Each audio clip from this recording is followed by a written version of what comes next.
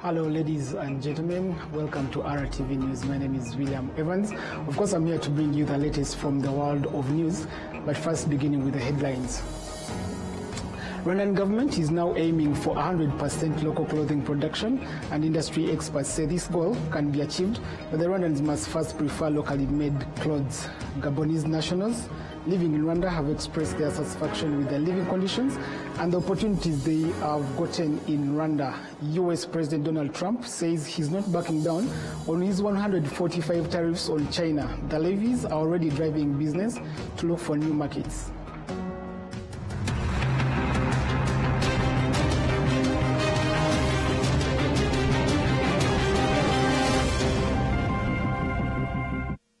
Of course, many thanks for joining us for RwandaTV News, and again, I'm William Evans. Now, Rwandan government is now aiming for 100% local clothing production, and industry experts say this goal can be achieved, but Rwandans must first prefer locally made clothes from those coming from foreign countries. We do have more on this story. The textile industry continues to progress after the Rwandan government started implementing the Made in Rwanda policy in 2017, aimed at promoting local production. Although this industry is advancing, it still lacks the capacity to produce the clothing needed to satisfy the Rwandan market. However, industry experts say they are confident that they can satisfy the Rwandan market needs, as explained by Ndaisenga Isaac, who leads Ofako, a clothing factory. The first thing is, the textile industry in Rwanda has not failed to work and build capacity to clothe more than 5% of Rwandans. But what actually has hindered us is the mindset. It is how Rwandans look at Made in Rwanda. What we are asking the government is to work together in creating awareness about Made in Rwanda clothes and to encourage Rwandans to buy and wear Made in Rwanda clothes, just like they would buy any other clothes. Rwandans should be the first to highly regard Made in Rwanda clothes. Locally made clothes have often been said to have high prices compared to those from foreign countries, but this has changed. It is no longer as expensive as before, as confirmed by Diane Mukasa Hakamanzi, who heads Dicam Clothing Factory. I can give you an example of polo shirts. These were majorly from India. However, as of now, we have these very shirts at very affordable prices, and we have mastered their production. Even the jeans sold from town imported from outside Rwanda are more expensive than our Made in Rwanda jeans, produced here after 5 years of production. The Prime Minister, Right Honorable Dr. Edouard Ngirente, says that the Rwandan government has a goal of developing Rwanda's textile industry to the level of being able to clothe all Rwandans. In light of the textile industry, as you're well aware, after banning second-hand clothes, the Rwandan government encouraged local textile industry private investors to invest in this sector. As of now, we do not have enough locally made clothes to satisfy our market. We want to do more and focus on supporting this sector so that the textile industry can increase in its production and satisfy the Rwandan market, and at a very good price. The output of the textile industry production has increased by about 5 times. It rose from 34 billion Rwandan francs in 2017 to 154 billion Rwandan francs in 2014. This output contributes to the country's economic development, increasing exports, substituting imports, and creating new jobs. Now, nearly over 1,000 Arsenal fans from various African countries have gifted a fully equipped studio room to Aheza Healing Center, a mental health and resilience support facility established by the Ibuka organization. This initiative was part of the second day of the Arsenal African Supporters Festival, currently taking place in Rwanda, and was dedicated to acts of kindness. The fans first planted over 400 trees in Ntarama sector, then visited Ntarama Genocide Memorial in Bugesera district, paying tribute to the victims of the 1994 genocide against the Tutsi. According to the fans, these charitable activities carry deep meaning and reflect the values they share beyond football. The representative of the Arsenal fans in Rwanda emphasized that their goal goes beyond cheering for the team. And this is a fulfilling and heart-touching activity we have done today of just launching the TV, Aheza Media TV, which is a TV that will spread the information about mental health, which is a big issue that truly attack survivors of the genocide against the Tutsi. So we are really happy that we have been able to conduct, to launch this TV. And in the morning, in the very morning, we have planted trees in the eco-responsibility efforts. So today was really a fulfilling day.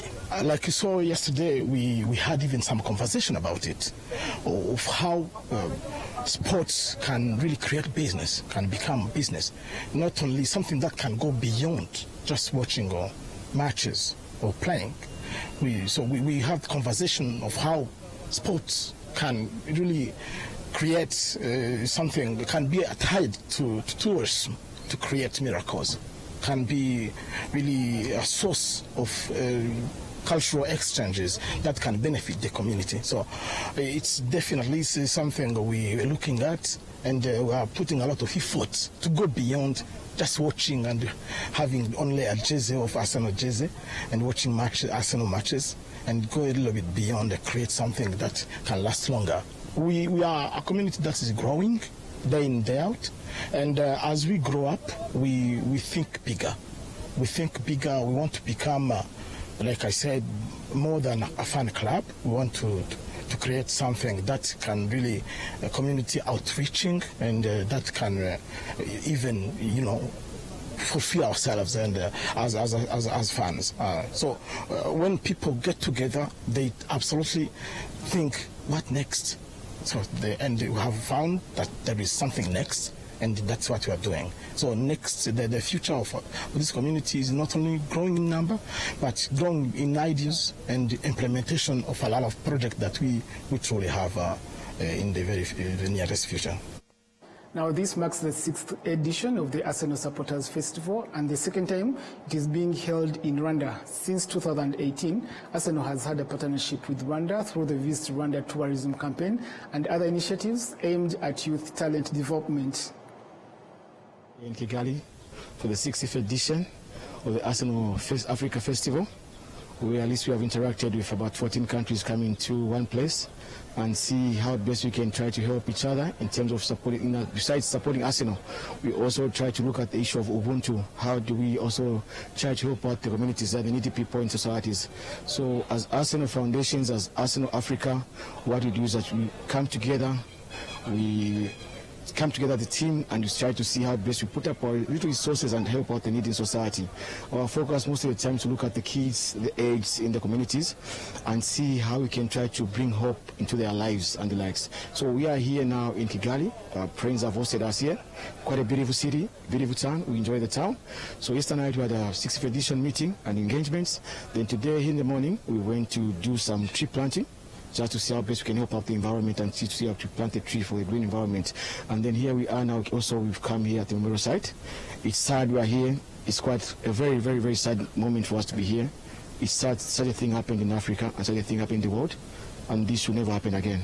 It's very sad that we lost our brothers or sisters in such a situation. Otherwise, condolences to the people of Rwanda. It's sad that we could have gone through such a situation, and not long ago. It's not 1994, it's not long ago. We expect to stand together as Africa, as we want to, and see, and that's one the foundation we stand on as Arsenal Africa. Besides just supporting Arsenal, we also say, let's try to see how we can engage and also support our economic in terms of our nations where we're coming from. Because coming here, I believe, more than 14 countries coming to Rwanda. We brought in 2 forex into the country, and we're trying to see how best we've created some employment and some businesses for local people. So next year, as well as Zambia, we're pushing the agenda of hosting the event in Zambia, and we're inviting everybody.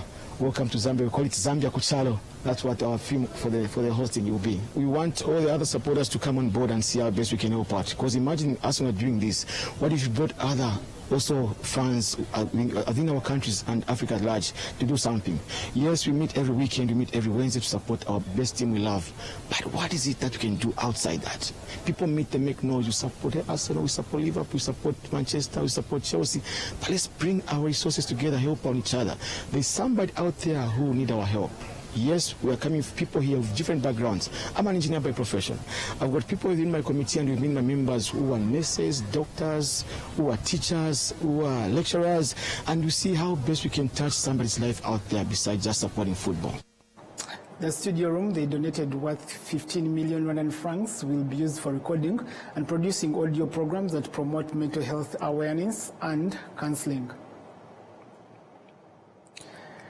Okay, now moving on, Gabonese nationals living in Rwanda have expressed their satisfaction with their living conditions and the opportunities they've gotten from Rwanda. Enora Gladys sat down with them. Among the many foreign communities of people living here in Rwanda, there is also the Gabonese community. We're going to visit them, visit their entrepreneurial activities here in Rwanda. Those who study, we're going to visit them, and we are going to also know what is their experience here in Rwanda. J'aime beaucoup les gens au Rwanda. I really like Rwandans and it helps me a lot with my studies because it aligns with what I am learning. So talking with people and living with them here makes me happy. Qui me passionne un peu. J'ai aussi constaté qu'il y avait de la sécurité ici. I found that Rwanda is a very safe country, which makes me enjoy staying here. I also realized that Rwandans are welcoming people who help you adapt easily, and I really liked that. Qu'ils soient qu'ils aient envie de vous mettre à l'aise. Ça, j'ai vraiment aimé. Rwanda is like, in Africa, is the country with the security is high. So you cannot like be attacked by someone anyhow. So that's the first point. That's why I choose Rwanda. And then, as I said, I plan to study IT. So in Rwanda also, in IT is like the country the most developed in matter of IT. That's why I came here to study IT. Also English. So in my country we don't study in English, and then I choose to study IT. So IT and English has to go in pair. That's why I came in Rwanda to study IT and English also. So I came in Rwanda in 2021 in May for my academic purpose, to do my studies in mass communication.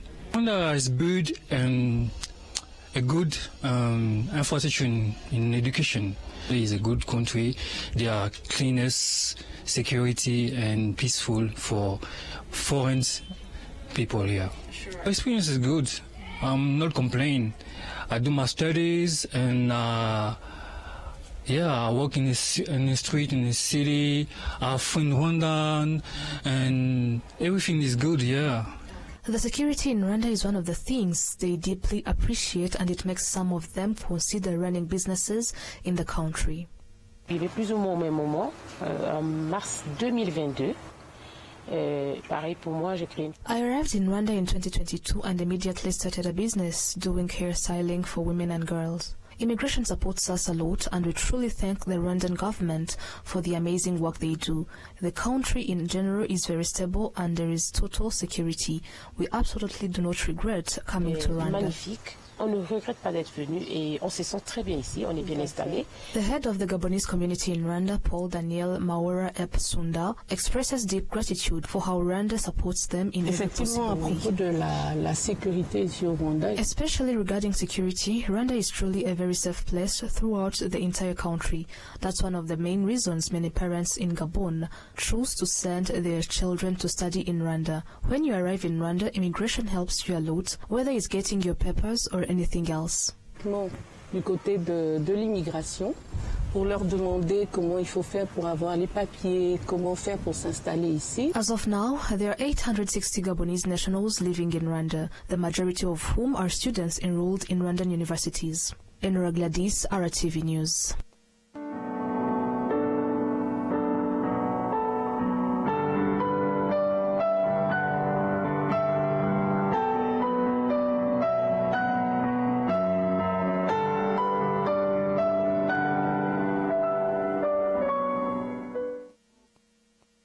Survivors of the genocide against the Tutsi have applauded and commended the support the government continues to offer them and the peace and security they enjoy now. They say that this is a firm foundation for their continued resilience and stability. We do have details. Mukanteko Grace, 74-year-old, is one of the people who were given residence in a Vega village in Bibari sector, Gasabo district. There is no single genocide memorial without my relatives. We were born 11 children and all the 9 were killed. Only my brother Richard and I survived. As we speak, 7 of siblings killed during the genocide against the Tutsi are in Ruhanga in Gasabo. For my mother, I don't know where she was put to rest. Mukaneko Grace applauds the current government for supporting survivors and fighting for the good of all Rwandans.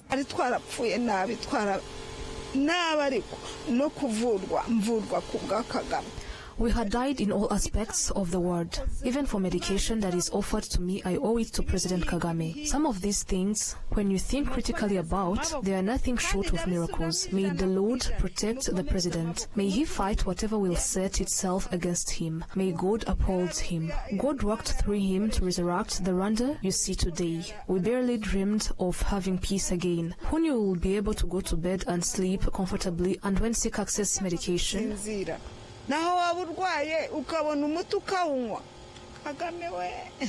Mukaneko is currently involved in renovating the house she was allocated in 1998, as many things were now damaged.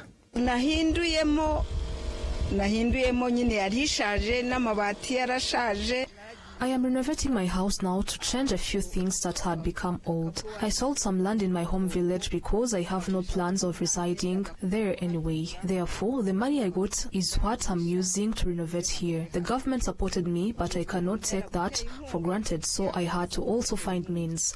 I was given the building permit and renovation works are going on smoothly. Dr. Shese Uwihoreye, an expert in trauma healing, noted that after 31 years since the genocide against the Tutsi, many factors have helped the survivors achieve stability and resilience. I usually love to say that among the biggest factors is peace and security. Peace and security gives people assurance that they are safe and secured and that the genocide against the Tutsi will never happen again. They feel protected. Many initiatives have also been put in place to support survivors, and we have over time seen tangible results from such initiatives. Many of the survivors were able to finish school, gotten jobs and other things. Many have also moved to live normal lives. On his part, the president of Ibuka, Dr. Gakwenzile Philibert, reflects on some of the things that the survivors of the genocide against the Tutsi appreciate. Now to more news. In Bugesera district, at a place known as Nyirarukobwa in Ntarama sector, a commemoration event was held for 100 families that were wiped out during the genocide against the Tutsi, including families and teachers and students from Nyirarukobwa Primary School and others who used to live near the school. Where the school once stood, having had around 1,000 students and staff, is now a deserted area with no one living there and no visible sign that a school ever existed. Available information shows that more than 100 families who lived around the school were completely wiped out. Enatha Wamaria, who was a teacher at Nyirarukobwa School, and Faustina Mukunzi, both of whom survived the genocide against the Tutsi in this area, said that the genocide that happened there was carried out with extreme brutality. During the commemoration event for the wiped out families, a memorial board displaying photos of those whose images could be found was installed. Participants laid wreaths and also as a symbol of remembrance, and Gauss Karemera, who leads the Nyirarukobwa Family Association, which is made up of people whose relatives were killed in what used to be Nyirarukobwa Cell, said that a permanent memorial site should be built for remembrance. The mayor of Bugesera, Richard Mutabazi, noted that the efforts continue to search out for bodies of the Tutsis who were killed there so they can be laid to rest respectfully.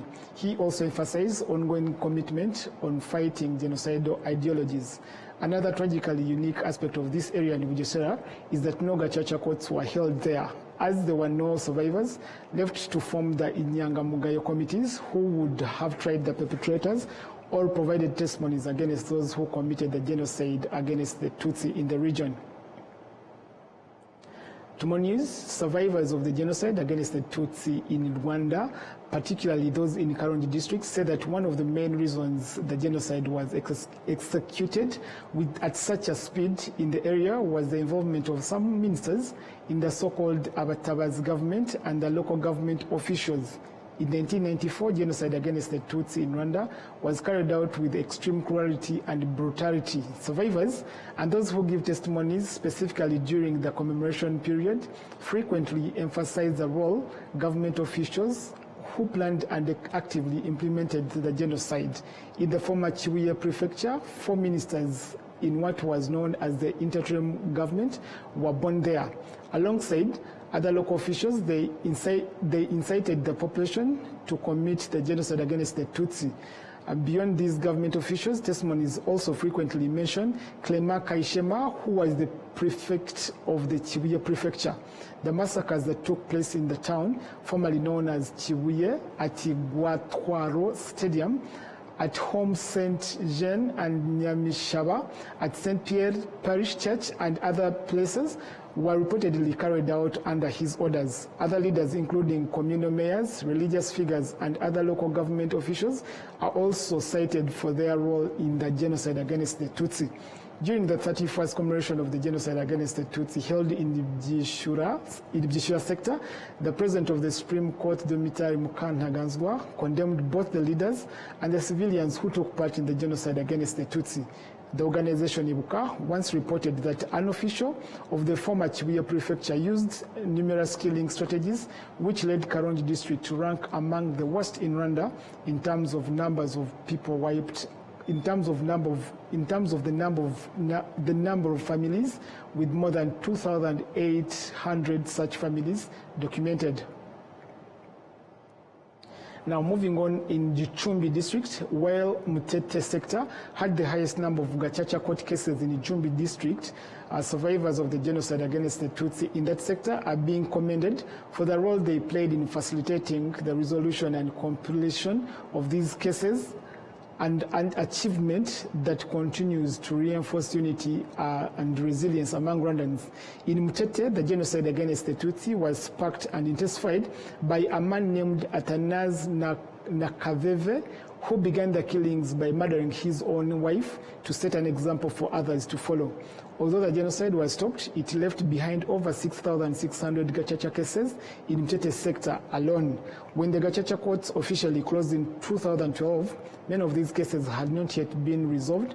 However, thanks to the forgiveness and willingness of the survivors, the remaining cases were expedited, and today all of them have been concluded, something the district leadership greatly appreciates. The Mutete Genocide Memorial during the 31st commemoration of the genocide against the Tutsi survivors from Mutete emphasized that 31 years later, their main concern is maintaining the unity of Rwandans. The Minister of National Unity and Civic Engagement, Dr. Jean Damascene Bizimana, noted that the peaceful coexistence among Rwandans is the strongest weapons the country has to confront any challenges it may face.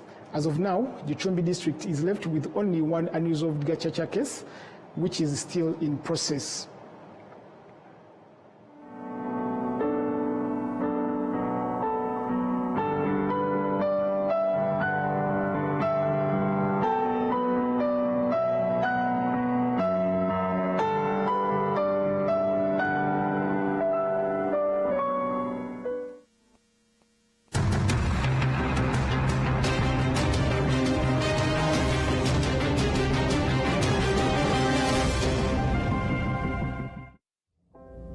Nyiri muto arababwiraga data bati ntabwo wagira umukamo mwinshi utunze inka imwe, ariko nigeze acika intege. Mama akinjira mu bucuruzi hari abamubwiraga bati ntabwo watera imbere udakorera mu iduka rigezweho, ariko ntibyamusubije inyuma, yakoranaga umwete.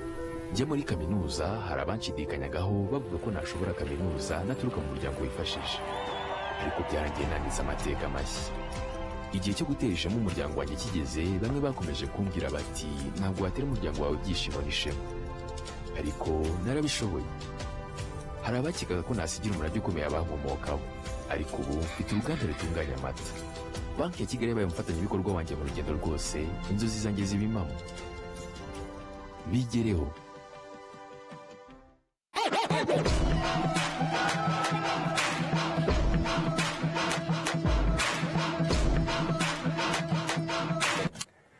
Mvangiye kubarira rimwe kabiri gatatu itugwamo. So rimwe kabiri gatatu gwamo.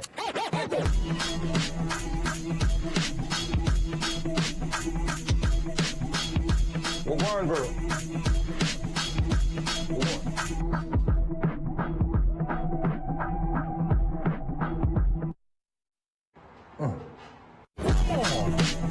Mbere kanda akanyenyeri gatatu kane gatanu akanyenyeri kabiri urwego maze nawe ugwemo. Ndanezero umunezero nsaba umutima ndakora akazi kanjye ndacatinga data ntizishira enda nawe gwamo wikwisondeka.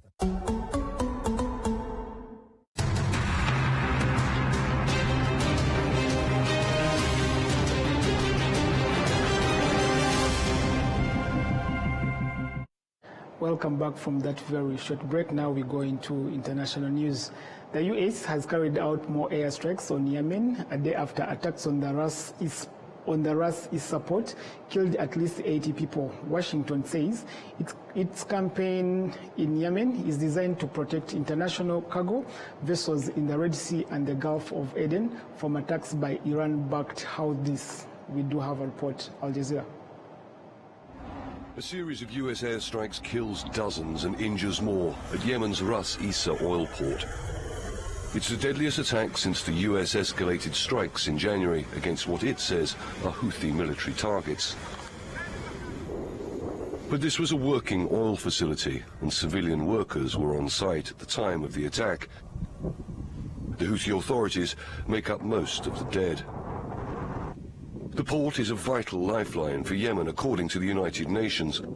US President Donald Trump ordered an intensification of US strikes against the Houthis in Yemen last month.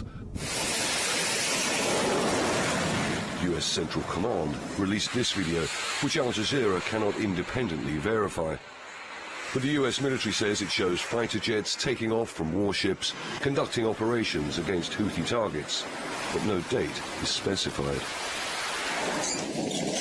Despite the high death toll in this latest attack, analysts say this will not stop the Houthis from attacking Israel in solidarity with the Palestinian cause. This strategy actually did not stop Yemeni from launching attack against Israel or continue their blockade against Israeli ship in the Red Sea or either stopping attacking United States battleships. The US military says the airstrikes were intended to cut off the Houthis' sources of fuel and revenue. The US has said that it will not stop airstrikes until the Houthis cease attacking ships in the Red Sea. The attack has shocked and angered people across the region because of the number of civilians killed. Local TV channels have reported that anger, calling the strikes pure US aggression. In March, another attack killed at least 50 people.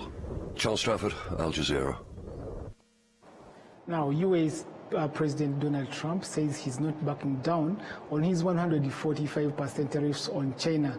These levies are already driving business to look for new markets. But let's have a report by Al Jazeera. Denny Lau owns an aluminium factory in China's southern industrial city of Dongguan. He moved here from Hong Kong in the 1990s to take advantage of mainland China's lower manufacturing costs. He's faced economic pressure before, but nothing on the scale of the escalating trade war between China and the United States. We've gone through a few rounds of economic turmoil, but indeed this time is the most difficult. We didn't expect that our orders would suffer so heavily under the tariff war. 1/3 of Danny's clients are in the States. His factory was hit with a 25% tariff during Donald Trump's first term, but the tariff he's facing now has increased threefold to 75%. Most of the replies I received from our U.S. clients said the possibility of continuing the business with us is low. They said the chances are slim. Only one of the clients said he would like to keep the current project going because he cannot find others to finish the order. But the order is small. In general, prospects are grim. Since late last year, with the threat of tariffs looming, Denny began to explore new markets, but the size of the American market makes it hard to replace.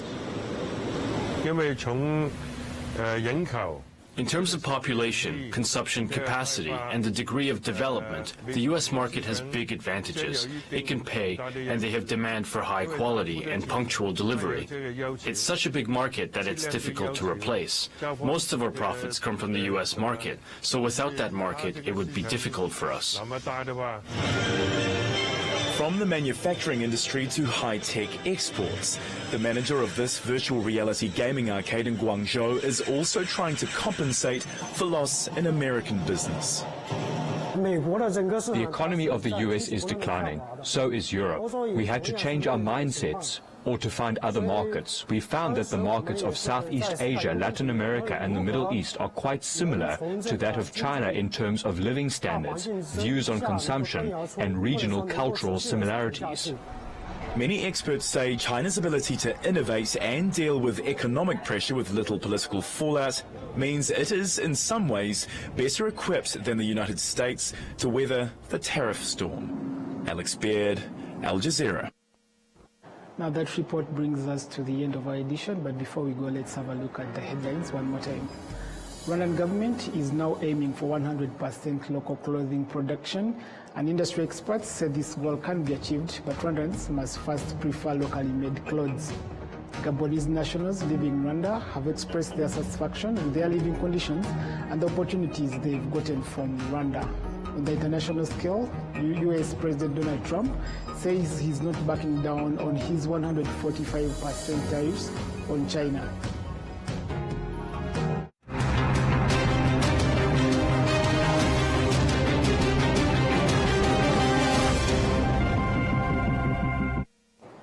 Of course, that was it for the news tonight. I am William Evans. See you tomorrow, same time, same place. Good night.